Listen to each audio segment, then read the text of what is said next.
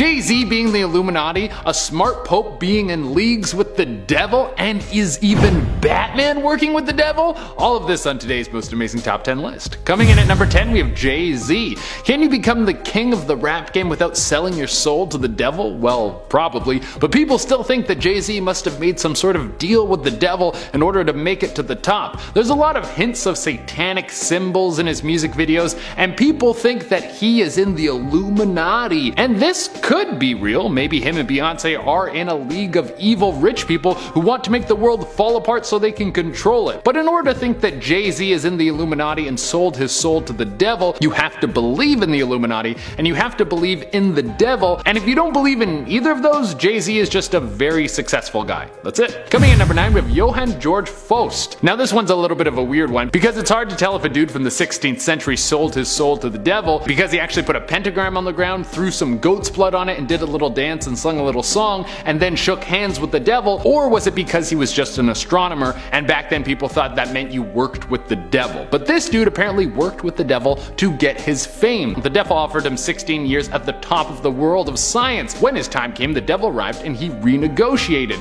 He was able to squeeze out another 8 years out of the devil, and at the end of the 8 years he would pass and everyone would say the devil took his soul. Now this is the part of the story that makes it seem like there could have been something to do with the devil going on. When he died, apparently there was an explosion of fire and all that was found was bits and pieces of his body. Now this could have been an experiment gone wrong that took place in Faust's home, but I don't know what kind of explosives an astronomer would be messing around with. People think that this explosion could have been the devil popping in and ripping his soul right from his body. Maybe he shouldn't have made this deal. Who knows? Coming in number 8, we have Tom Hanks. No way. Not Tom Hanks. There's no way that one of the nicest dudes in the world could have sold his soul to the devil. Well, let's look at the evidence first. He has not only been very successful in Hollywood, but he has also won many Oscars. That is supposed to be a sign that you are part of the Illuminati. He has a really rude son, and that might be because God has cursed him for worshiping the devil. I mean, that is probably just what happens when a kid grows up rich and his parents are too nice to put him in his place, but it also could be the work of God laying down his wrath. But even all of that doesn't mean he sold his soul to the devil so he could be rich through the Illuminati forever. But then people who love to dive deep into conspiracy theories say that Tom Hanks got coronavirus. So that means that he is a pawn in the Illuminati plan. He faked getting sick so that people would believe in the virus and they could continue to take over the world. Whoa! I love these sold your soul stories because they just get crazier and crazier. Coming at number 7, we have Urbain Grandier. It would seem that the devil's reaches far because he has even made a pact with a dude who was the Pope. Now, there isn't a whole lot of evidence that proves whether or not Urbain sold his soul before or after he was Pope, but there is a lot of evidence that this dude was up to some nefarious stuff. He would apparently host and had a number of sexual partners. There's stories of him torturing people who he didn't agree with, and he was also practicing witchcraft. There was a group of nuns that was said to have disrespected him, the Pope of all people, and he sent a demon after them to ruin their life. Well, unlike now, back when this dude was Pope in 1634, if people thought you were up to something with the devil, you would be done for sure. Enough people came forward and accused this guy of witchcraft that there was a trial. During the trial, there was a lot of evidence. There was a contract that had backwards writing on it, said to be the work of the devil, that had the devil's signature on it, or apparently it did. I'm not sure how they fact-checked that one, but many people came forward to disclose this guy's unpope-like acts, and eventually he was burned at the stake. My God. Coming in at number 6, we have Pope Sylvester II. 2 popes back to back. I think it's just salacious to say that a pope was in cahoots with the devil. That's why when you go through history you can find a few popes that have been called out for loving the Dark Lord. Now, the difference with Pope Sylvester is that it wasn't that he was excessively rich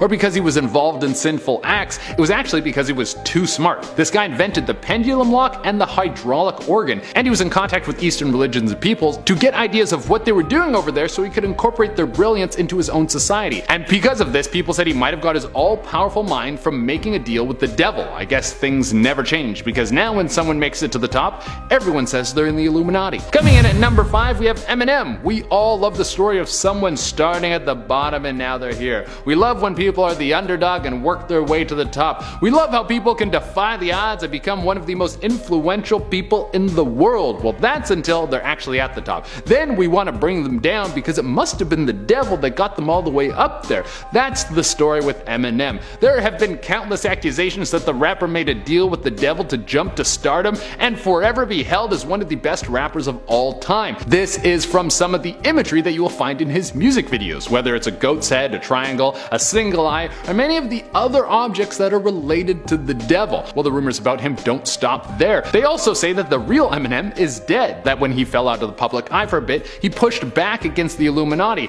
and no longer wanted to do their bidding. So they killed him and replaced him with a clone that they can control. And that's where he got his perfect beard from. Coming in at number 4, we have Jaden Smith. Can you pass down a deal with the devil to your kids? Like kind of grandfathering them into the product like an old phone contract? Is that possible? Can you do that? I don't know how the devil works. I'm not famous enough to get in contact with him. But apparently Jaden Smith has been gifted the allegiance to the devil through his dad. People base this off of Will Smith's fame and the fact that Jaden has some strange beliefs about the world. He's very interested in a thing called orgos. It's a strange culty belief that the world is governed by positive and negative forces that we can't see. That kind of sounds like midichlorians from Star Wars. But people think that he's using a demonic subsect to try and get people into the Church of Satan. Coming in at number 3, we have Katy Perry.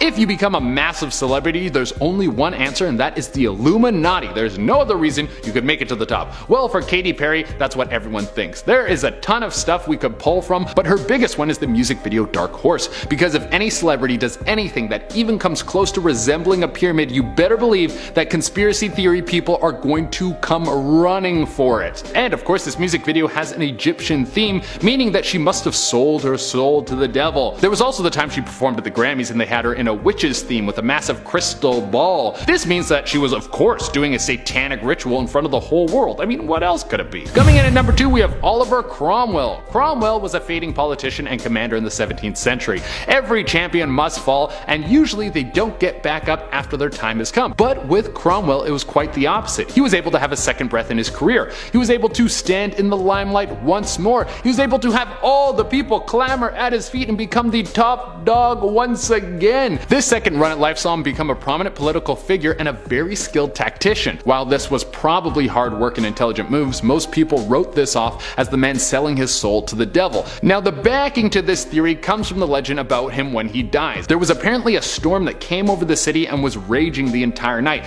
People say this was the devil coming down to claim his soul. Now, that might have been true, but I don't know if the devil would go to that much work to get one soul. This guy's getting thousands of souls every day, hundreds of thousands every day.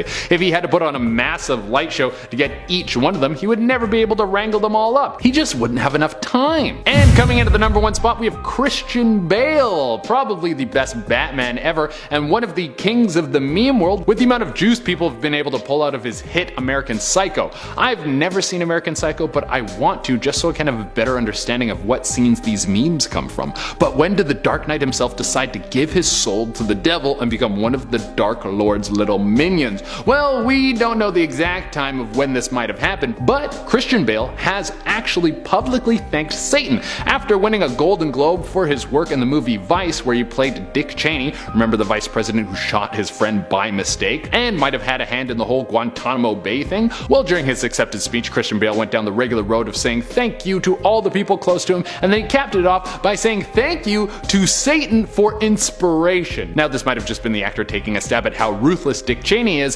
saying that the man is actually the devil, or maybe he was actually thanking the devil for giving him the juice he needs to do what he needed to do to play the role. Like the devil materialized in his room and helped him go over lines. If that is the case, the devil doesn't seem like that bad of a dude.